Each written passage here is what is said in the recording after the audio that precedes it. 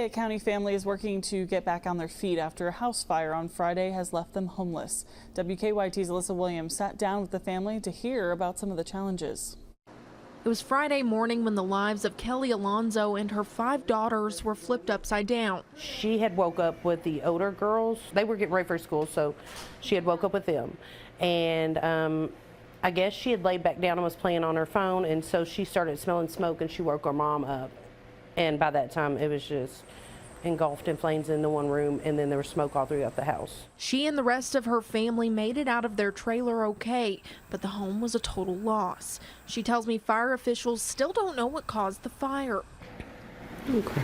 Her cousin, Crystal Perez, explains the toll this situation is taking on her family. There's a lot that she's going through emotionally just from it. There's things that it took that she'll never get back. Pictures of her kids when they were little. Her oldest daughter is a survivor of leukemia.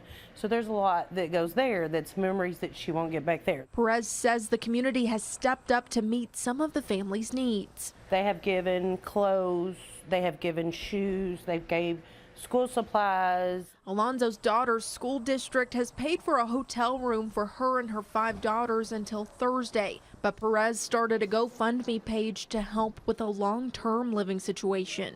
We have all these things now, but she has nowhere to take them.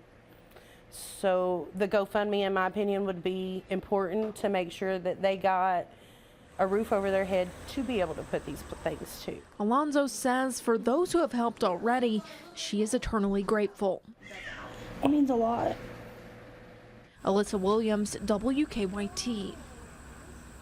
Very thankful they're all right, but if you'd like to help, you can find the GoFundMe linked inside this story right now on the WKYT News app.